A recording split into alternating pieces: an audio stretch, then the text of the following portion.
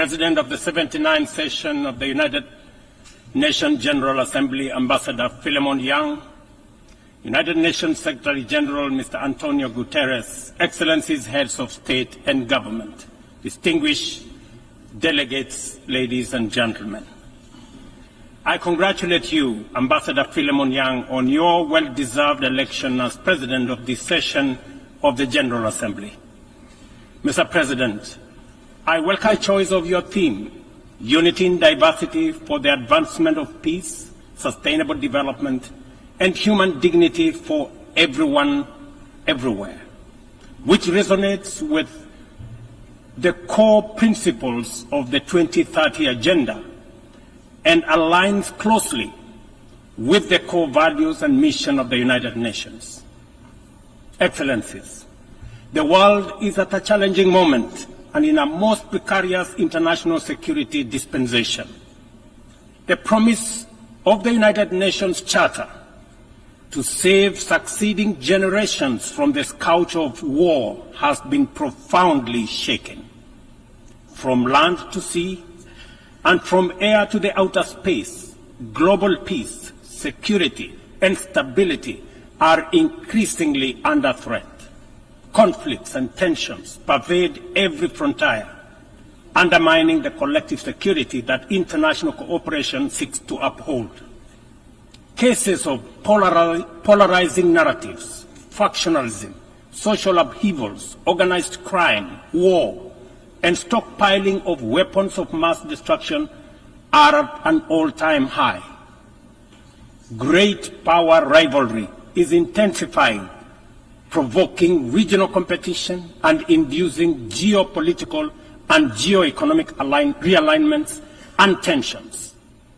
The subtle nuances of them versus us has produced negative coalitions, wars, tensions, as well as eroded trust and confidence in global multilateral system. From Gaza to Darfur, Ukraine, Yemen, Eastern DRC, the Sudan, the Sahel, and the criminality in Haiti, conflict is inflicting a trail of destruction of life and livelihoods in historic proportions. These conflicts have become battlegrounds for armed factions, external interventions, and proxy wars, resulting in unprecedented anarchic situations and long-lasting negative repercussions on global stability and economic development. The world cannot realize durable peace, security, and shared prosperity when emphasis is being put on what divides rather than what brings us together. We must therefore promote approaches that support positive competition for all. The perilous security landscape is further complicated by emerging threats stemming from human advancement, cybersecurity threats, and sophisticated cyber attacks on critical infrastructure pose significant risks to national security and global stability. Furthermore, the proliferation of advanced technologies such as artificial intelligence in the military domain and autonomous weapons systems has introduced new challenges for arms control and international regulation. Regrettably, the world's most powerful states have increasingly chosen unilateralism and militarization over dialogue and diplomacy. As a consequence, the capacity of our multilateral institutions to maintain and enforce peace, even in national crises with significant regional impacts, is severely undermined.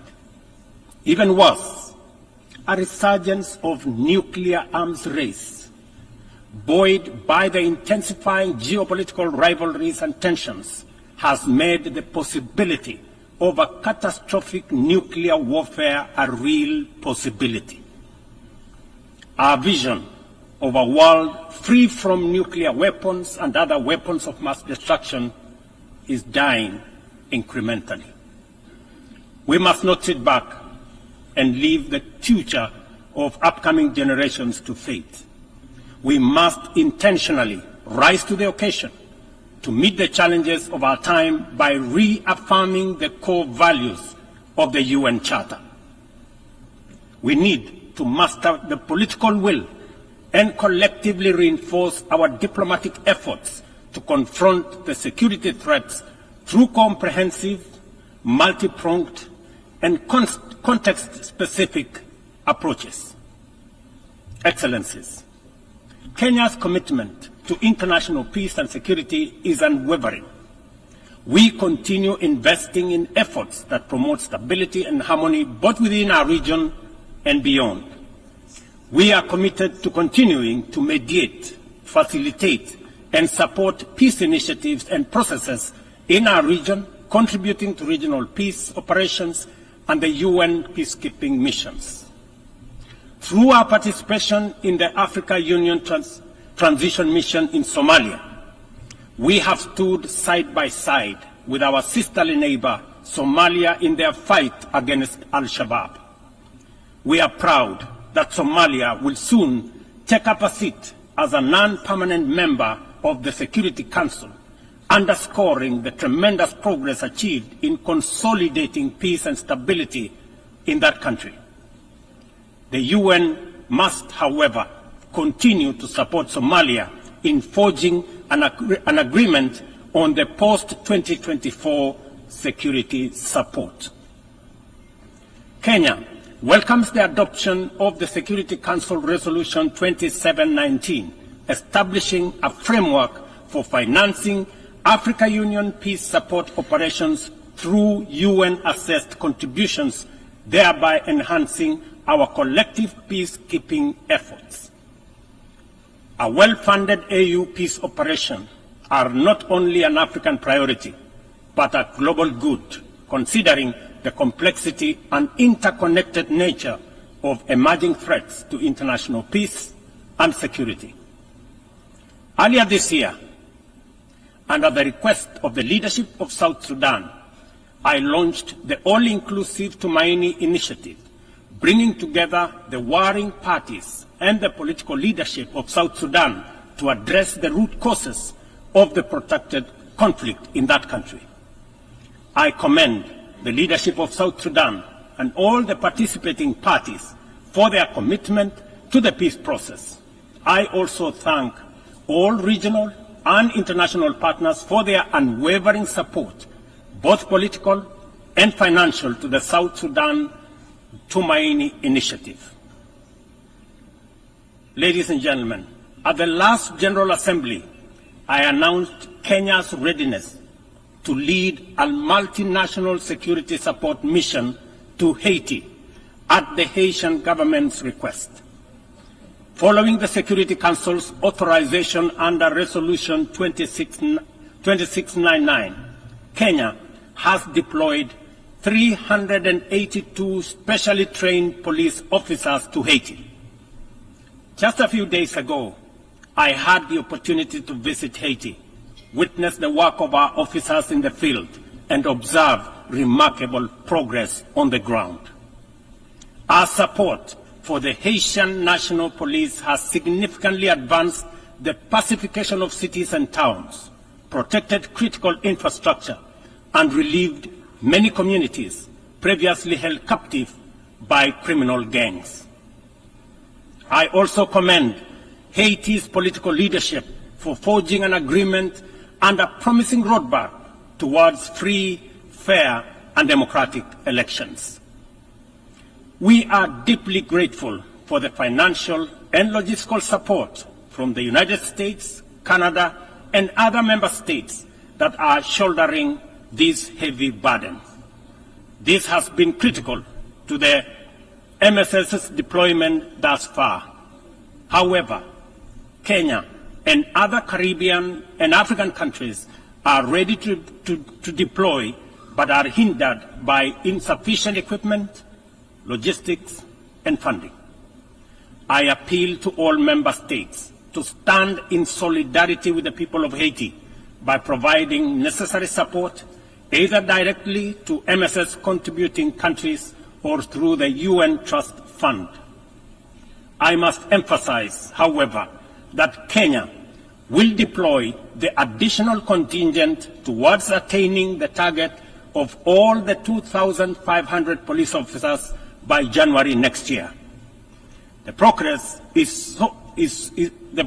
so far in Haiti demonstrates that what was once deemed mission impossible is indeed a present and undeniable possibility. Mr. President, we must candidly acknowledge that international cooperation in its current form has clear limitations. It is constrained by entrenched systems and structures that prevent effective action and meaningful progress. Since the last General Assembly, the global situation has deteriorated across multiple fronts. Conflicts have deepened, economic disparities have widened, and the climate crisis has intensified. To address these challenges, we must rethink and reform global collaboration mechanisms, making them much more responsive, adaptable, and impactful. The existing international security architecture, represented by the UN Security Council, continues to hamper efforts to maintain international peace and security. The Council is, by all intents and purposes, dysfunctional, undemocratic, non-inclusive, unaccountable, autocratic, and at best, opaque. An institution that excludes 54 African countries with 1.4 billion people, while allowing one nation to veto decisions of the remaining 193 member states in the 21st century, is simply unacceptable. We must urgently seek to make the Security Council representative, inclusive, transparent, democratic, effective, and accountable. In Africa, we are not advocating for reform and collective action solely at the UN. In fact, we are also in the process of comprehensively reforming the African Union to become a fit-for-purpose institution that can effectively represent African nations globally and deliver prosperity. Excellencies, peace and development are inseparable pillars. One cannot flourish without the other. Yet, the 2024 Sustainable Development Goals report paints a bleak picture. Only 17% of targets are on track. Nearly half show minimal or moderate progress, and over one-third have stalled or regressed. The COVID-19 pandemic, escalating conflicts, geopolitical tensions, and climate change have severely impacted progress towards the SDGs and the Paris Agreement goals. Inadequate and unsustainable means of implementation, particularly in financing, technical support, and capacity building, continue to obstruct our efforts to realize the 2030 agenda.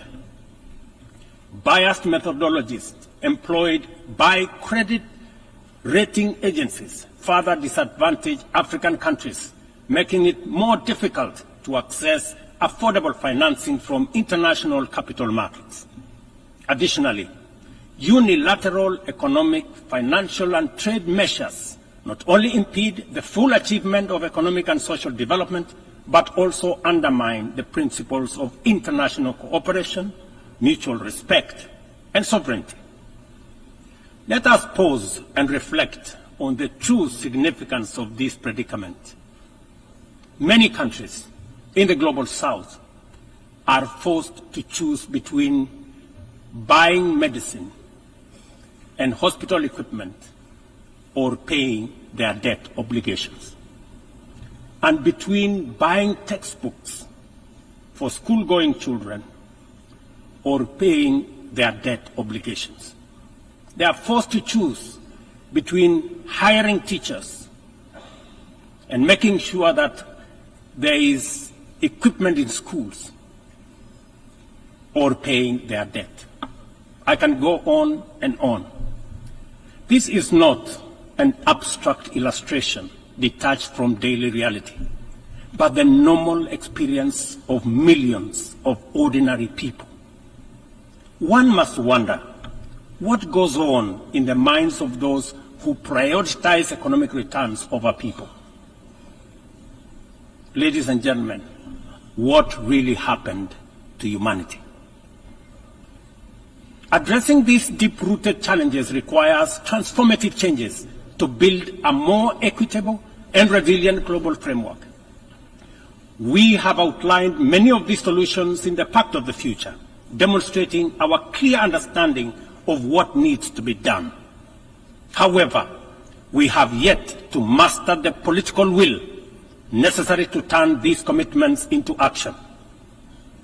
It is a fundamental principle of development that no nation can achieve lasting prosperity if its neighbors remain impoverished. Our economies are interconnected, and the well-being of one directly impacts the other. We must ensure that developing countries have the necessary foundations to claim their rightful place in the 21st century global economy. This is not just a moral and fair imperative. It is a strategic necessity to address systemic challenges such as migration, labor market disparities, climate change, and global security. Strengthening these foundations requires reforming the international financial architecture, facilitating debt relief, concessional long-term at-scale financing, grants, and de-risking lending instruments is essential to increasing investment to develop vital infrastructure and expand critical sectors. Consider Africa's immense untapped potential in clean energy resources. Harnessing this potential is critical not only for the continent's economic growth and social resilience, but also for global priorities like accelerating the energy transition, combating climate change, and diversifying supply chains.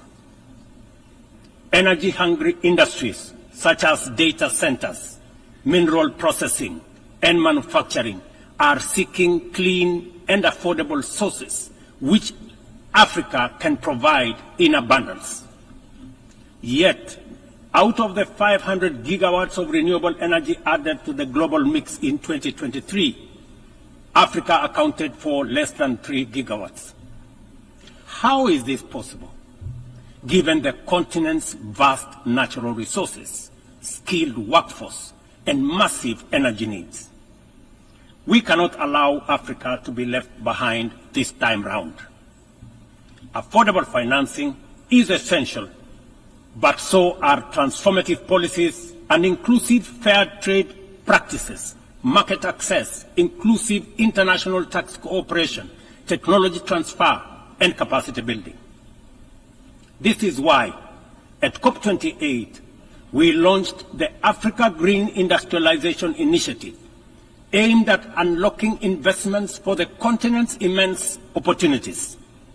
This Pan-African initiative promotes large-scale, high-impact, and bankable green industrial and infrastructure projects.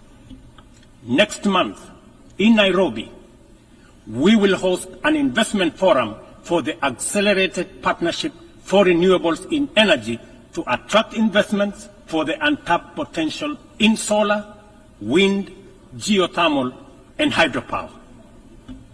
Globally, we also need to improve the tools we already have. The SDG Stimulus Fund, initiated by the Secretary General in 2023, requires our joint support to succeed, including from multilateral development banks.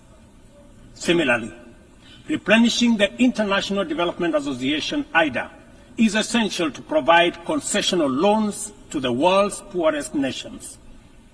Earlier this year, I hosted the IDA 21 Replenishment Summit in Nairobi, where African leadership reaffirmed the critical importance of IDA for developing countries and called for an ambitious replenishment of US $120 billion. Our collective efforts must include trust and accountability to ensure that we fulfill our promises and our commitments. Additionally, we launched the Africa Club, the Alliance of African Multilateral Financial Institutions, to strengthen and support Africa's position in the global financial architecture. This body will serve as a powerful negotiator on behalf of the continent, coordinate with global financial institutions, and leverage African countries' balance sheets to increase investment and create jobs in Africa. We believe that African institutions such as the Afri-Exim Bank, Trade and Development Bank, the Africa Finance Corporation, among others, understand the continent even better. As part of the reform of the international financial architecture, we must not only reform the multilateral institutions, but also support and stop bias against these African institutions. Excellencies, ladies and gentlemen, climate change remains one of the greatest challenges of our time. Biodiversity loss and pollution have created environmental crises that upend lives, reverse progress in poverty reduction, and strain ecosystems to their breaking point. Extreme weather conditions continue to hinder the development aspirations of many countries, especially in Africa, where severe climate-related hazards are becoming more frequent and more intense. In 2022, over 110 million people in Africa were directly affected by climate-related disasters, resulting in more than $8.5 billion in economic damages. According to the Emergency Event Database, there were approximately 5,000 fatalities, though the toll is likely to be higher due to underreporting. We are at a crossroads, and the path to correcting the climate course is clear. COP29, to be held this November in Baku, Azerbaijan, presents a critical milestone in ensuring that the solutions we implement are rooted in fairness and opportunity for everybody. However, the new climate financing goal expected at COP29 faces significant hurdles as deep disagreements persist over who should contribute and how much funding is needed. Without swift resolution, these divisions risk derailing our collective progress on climate action, just as the global situation becomes increasingly urgent. Let me be clear. Political posturing and inaction will neither protect the vulnerable from the consequences of a runaway climate crisis, nor save our civilization from ecosystem collapse. It is therefore critical that all nations step forward to meet this moment with ambition and responsibility. As we confront the escalating impacts of climate change, we must also recognize the interconnected environmental challenges we face, such as plastic pollution, which continues to wreak havoc on ecosystems and threatens global sustainability. It is imperative that we adopt a robust global plastics treaty during the 5th round of negotiations in Busan in the Republic of Korea this November. Kenya fully supports an ambitious outcome and the African proposal to establish the Treaty Secretariat in Nairobi, thereby reinforcing UNEP's role. It is indeed unfortunate and regrettable, ladies and gentlemen, that UNEP is the only body where secretariats of conventions created under it are increasingly being carved out and located elsewhere. UNEP, being one of only 2 UN headquarters in the global south, must not be cannibalized for whatever purpose or reason, let alone excuse. Mr. President, as the host country of UNEP and UN Habitat, I take this opportunity to thank the Assembly for approving the upgrade of the infrastructure at the United Nations office in Nairobi, the largest UN campus in the world. This project includes the construction of new office space and the design of ultra-modern conference facilities. These developments mark a significant milestone towards enhancing the quality and accessibility of Secretariat services to member states. Not only will they serve current needs, but they will also strengthen the future success of multilateralism. We look forward to the Assembly's continued support as construction begins in 2025. It will be critical to ensure that UNON receives sustainable and predictable resources to ensure the timely completion of this upgrade. Kenya will continue to play its part in ensuring that UNON fulfills its mandate. Accordingly, the Government of Kenya has undertaken extensive improvements and expansion of physical infrastructure around the complex and will continue working towards making Nairobi a regional and humanitarian hub for the United Nations. Mr. President, Excellencies, ladies and gentlemen, as we reflect on the theme of this session, the call for unity in diversity in the pursuit of peace, development, and human dignity, it is evident that we must reimagine international cooperation to align with the complex realities of the 21st century. Our actions must reflect our ambition and commitment to a world where progress is measured not just by economic growth, but by the well-being, rights, and dignity of every person. The challenges we face, from climate crisis to economic inequality, demand a bold rethinking of how we work together, grounded in mutual respect and shared responsibility. The achievement of the Sustainable Development Goals cannot be reserved for the privileged few. It must be a shared success that uplifts all nations, transcending borders and disparities. Our collective efforts to combat climate change must be rooted in fairness and equity, ensuring that no nation or community bears a disproportionate burden. This is our shared journey. We must have a say in the choices we make. We must move beyond outdated paradigms of power and influence to create a system of international cooperation that reflects the aspirations and dignity of every human being. We must embrace a new vision of global solidarity, one that upholds the principles of equity and inclusivity. It is within our power to build a world that embodies the true spirit of the United Nations, a world where every voice is heard, every life is valued, and global progress is shared by all. This is the cooperation our people expect, our future demands, and it is the commitment we must deliver. I thank you.